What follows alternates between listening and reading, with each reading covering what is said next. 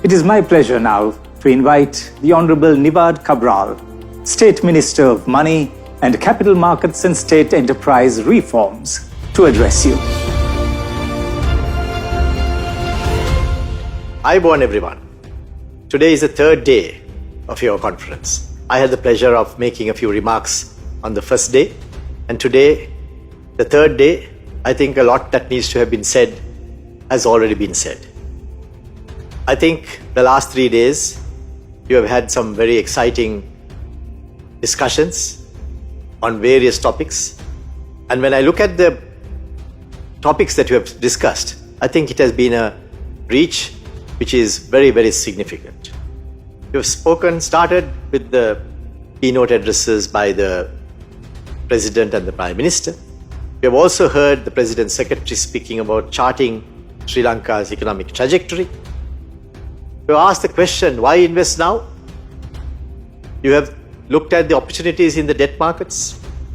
You have found out how you are going to beat the pandemic, improving the ease of doing business, the prospects for tourism, as well as the goals for tourism that we have, agricultural modernization and sustainability. Today, Sri Lanka is reaching out to the world to provide leadership about organic agriculture, the awesome opportunities that are available as a result of that kind of initiative. We've spoken about the logistics. There's huge potential there too. The various logistics that we can be improving, what we can do, 5G, as well as how we could ensure that Sri Lanka can become a commercial hub.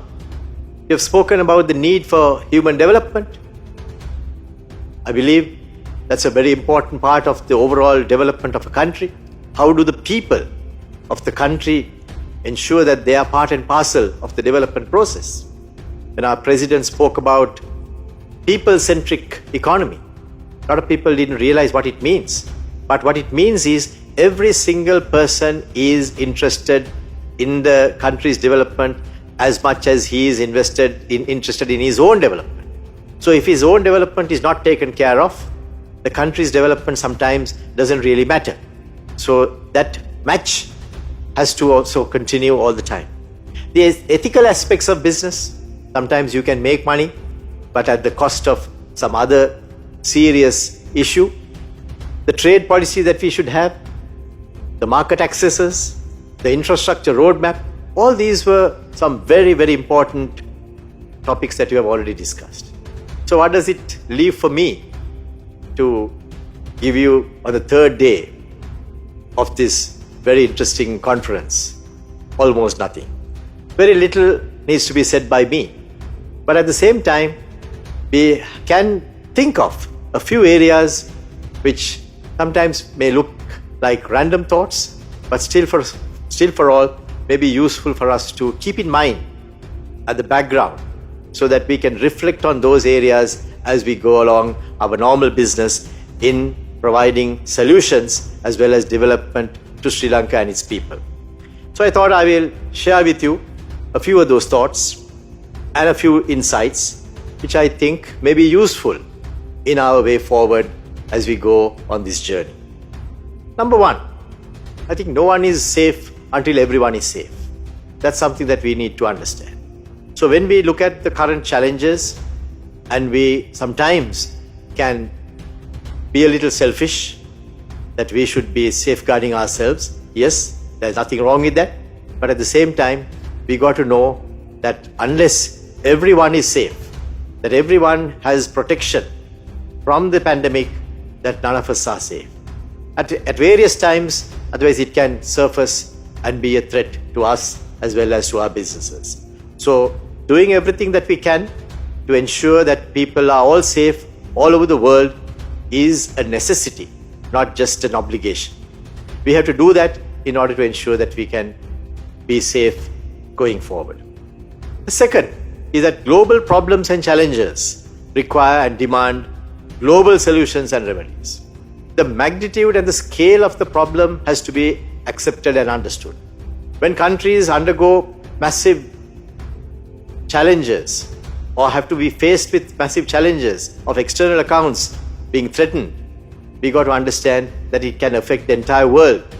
So the world has a responsibility. The global community has a responsibility to ensure that all these countries are also given the necessary protection as well as the support in order to prevent themselves from having additional difficulties and problems. That's why I welcome the move by the International Monetary Fund, where they brought in a new allocation of SDR to all the countries. That SDR valuation is around $650 billion. That's something that we asked for a long time. We said that it must be done. That is the only way that you can kind of give a vaccination for the economies of the world. So, across the board, increase in allocations of all the countries would definitely help, and that's something that fortunately has been now looked at positively by the global community, and I welcome that as we go along.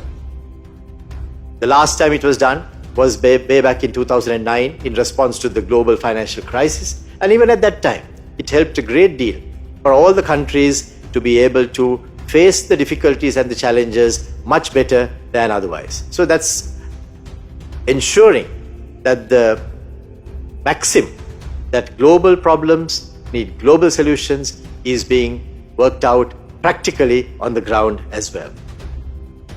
Another one that I should reflect upon today is that sometimes we get confused with the terms loans and investments.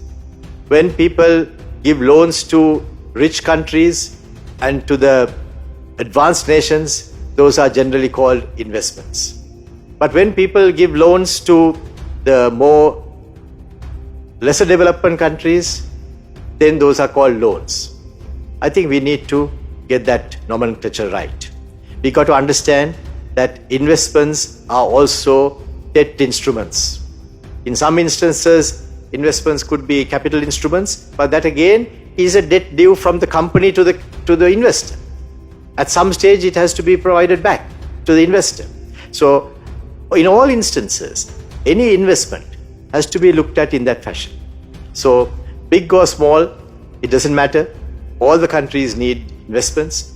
US, as one of the richest countries in the world, has investments in their treasuries which are more than $15 trillion. What does that mean? That means people from all over the world have given them loans of that amount of money. But if somebody gives a loan to Sri Lanka, we do have that feeling that it's a loan only. Well, it's not that. There are investments as well. So we need to understand that philosophy and phenomenon so that we don't get mixed up with these terms which sometimes can confuse us. And therefore I thought this occasion might be useful for me to just reflect on that as well. Number 4, we have to get our basics right. We have to get our macro fundamentals right. We have to get our infrastructure right. We have to get our doing business indicators right. Those are the most important factors of any business, of any country's going forward agenda. That is important.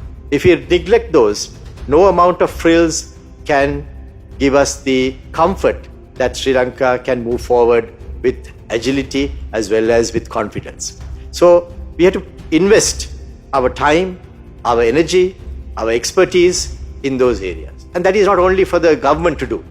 I think it's a partnership that we need to work together with the private sector, with the investing community to ensure that we get that right. If we get that right, you would find that the basics are going to generate a lot more trust as far as the country's economy is concerned. So the investing community will look at how Sri Lanka is dealing with these basics, how Sri Lanka deals with this, our human development, our infrastructure development, our peace and harmony. All those are important factors which ensure that the investment climate remains in the right way so that we can go forward. Fifth, I want to talk about specifically about the port city. The port city could have been anywhere in Sri Lanka. Sri Lanka has a coastal belt of 1,340 kilometers.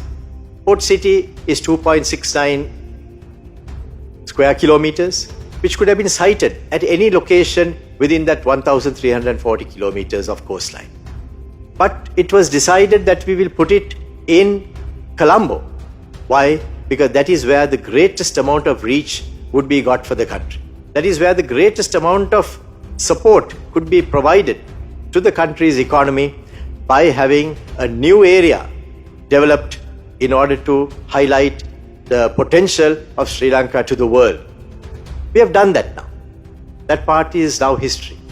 The land has been reclaimed, 269 hectares. The law has been passed. It was passed in Parliament a few days ago. The infrastructure is now taking shape. We need to now see that there is a steady inflow of investments that will come in to this area so that it can give a boost to the GDP of our country. When it is at the right place, we would find that Sri Lanka can benefit by at least a new GDP contribution of around $4.5 billion that will support this $80 billion economy in the first few years. And over a period of time, maybe in the next 5-6 years, it can generate as much as $15 billion into the Sri Lanka's GDP. That's what the analysts have told us. So if you can get that right, you would see Sri Lanka's macro fundamentals changing rapidly as well as in a manner that would be very, very significant. So I see the port city, the Hambantota port, as well as the new developments that we are talking about as being key factors in taking Sri Lanka forward over the next few years. So we have an obligation. We have a very great desire to make that happen. It won't just happen unless we really work on that. So I think in the next few years, the port city would provide massive opportunities of employment, of investment, of showcasing Sri Lanka. After all, your story today, your conference today is about showcasing Sri Lanka. This would be a wonderful showcase that we could project to the world about how we are doing business and what we are doing. And I think that would need the support of all who are involved in the Sri Lankan story.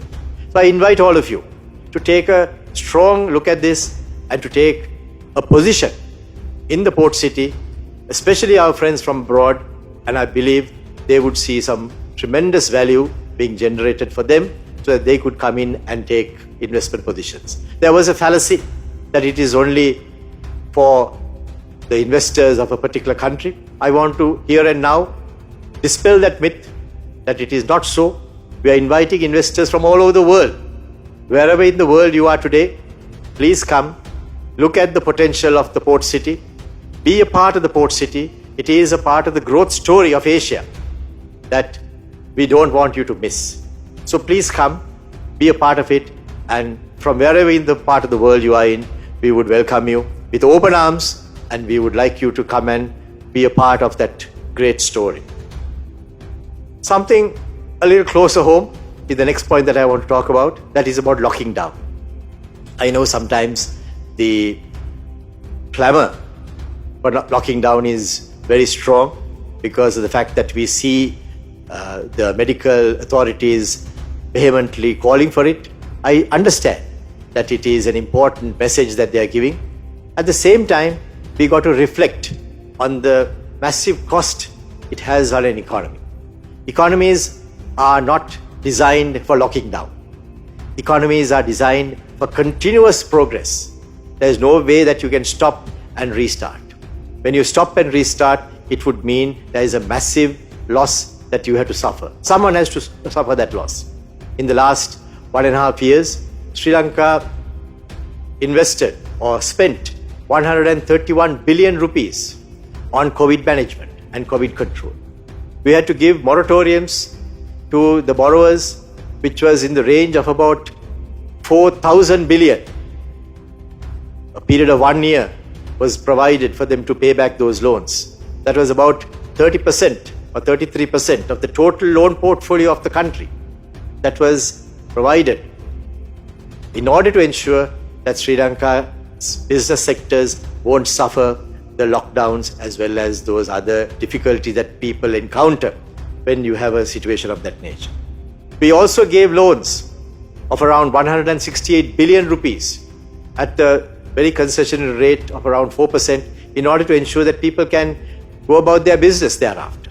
Now, these were important considerations which we had to manage because of the lockdown.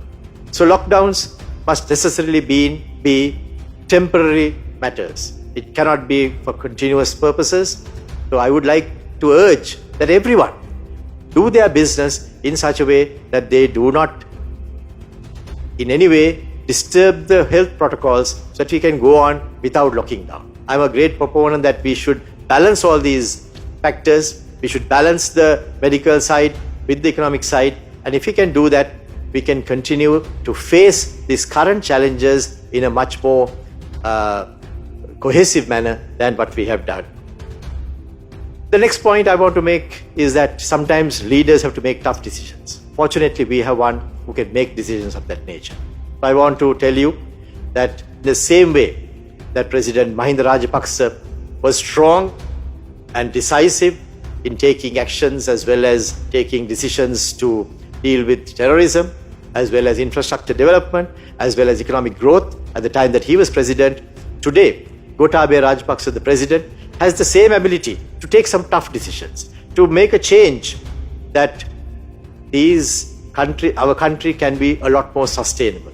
It will have challenges. I think, if I may just recount, J.R. Jayawardena, when he was told that the Mahaweli should be compressed, when he said that Mahaweli should be compressed from 30 years to 6 years, many people said it cannot be done. But he did it. M.R. Mahinda Rajapaksa said that we should face the war and deal with it, and many people said it cannot be done. But it was done. In the same way, today G.R. Gotabaya Rajapaksa, the president, is saying, let's have organic agriculture. Let's ensure that we have sustainable development. Those are tough challenges, like saying, let's have water for all, let's have 100,000 roads, kilometers to be done. Those are tough challenges, but it needs a solid leadership, and I think we have that. Leaders must not look at the next election only. They must look at the next generation. So Sri Lanka is now looking at the next generation. So let's back that. Let's ensure that we are able to look at the next generation. Make sure that the next generation is a lot more stable than the current generation, so that we can be proud that we have done that, and that's something that I would like to urge all of you to be searching for as well. So what are we aiming for? With all the discussions that you have had, I'm sure you have also thought about this. We need to have a 6.5% growth at least over the next few years. It's a tough call. I'm not in any way saying it's going to be easy. It's going to be tough, but we all need to put our shoulders to the wheel. If we do that, I'm sure we can achieve that kind of a growth. I remember when we originally said we would want to have 8% growth, many people thought it cannot be done. Sri Lanka, no, it can't be done. Sri Lanka is used to only 3% growth. But we changed that. People said you can't have single-digit inflation in this country. We changed that. Today, for the last 10 years, we've had single-digit inflation. People said we cannot have single-digit interest rates. I remember when I was a kid, we used to be looking at 20% interest rates for deposits. So you can just imagine how tough it would have been for businesses. As a young accountant, I remember doing feasibility studies, which assumed a rupee depreciation of 10% and interest rates of 20%. How on earth those projects were viable, I don't know. But today's context, you know, those cannot be viable. So we got to ensure that those macro fundamentals are looked at carefully, and all need to support that. People who are doing business also have an interest in ensuring that the macro fundamentals are at stable levels. So that's something that I would urge all of you to support the government, and for the governmental authorities also to do their best to ensure that that happens. Invite investment. That's what we are looking at. Every year, at least 3 to 4% of our GDP should come in from outside to match that gap that we have in investment. If you want to have 6.5 to 7% growth, you need to have investment to match that. So for that purpose, the gap that we have in investment must be also looked at very positively, and then we got to work towards that. Infrastructure development will be something that the government will give very close attention. Poverty alleviation will be another area. We have a task force specifically appointed by the President to look at poverty alleviation as a task, and we are working on that carefully to see that the first principle of our country should be that all must benefit by the development activities that are taking shape. We need to have the GDP per capita increase it to at least $7,500. We have been stagnating at the 4,000 level for too long. Last 7 years, we have been around that range. We need to break free. We need to have an additional boost to take us forward. A new gravitational reaction that can take us beyond that fast. And I'm really looking at that as a very important function of all our ministries. The doing business indicators should also be improved, and we are looking at having at the 25th position in the world by the year 2025. Again, a tough proposition, not easy, but we'll work towards that. And I think if we work diligently, we can get that also going. I know it won't just happen.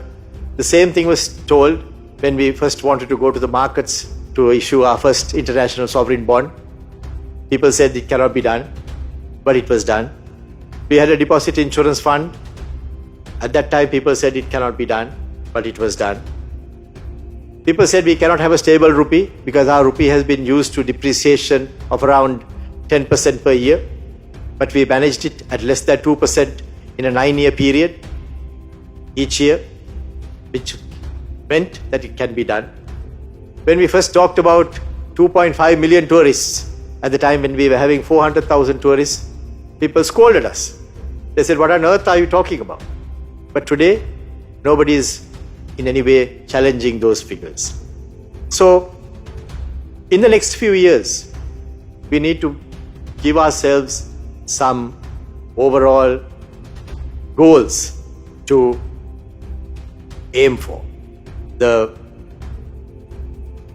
administration of Gotabaya Rajapaksa, the President, and Mahinda Rajapaksa, the Prime Minister, will have to do certain things and have some overall context as to where we are going, and that has been very clearly enunciated in the President's manifesto.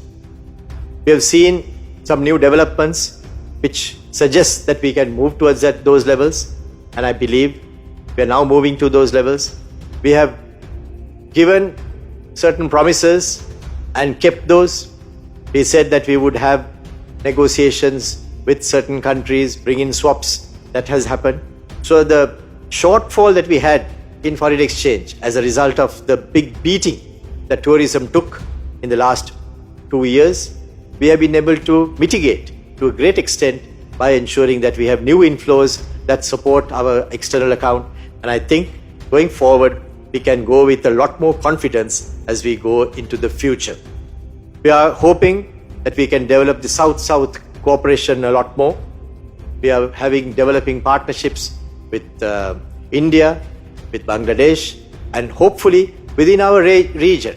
Between all the countries, we should increase our trading abilities, our transactions, our financial transactions, and not only be dependent on dealing in those transactions with the rest of the world only.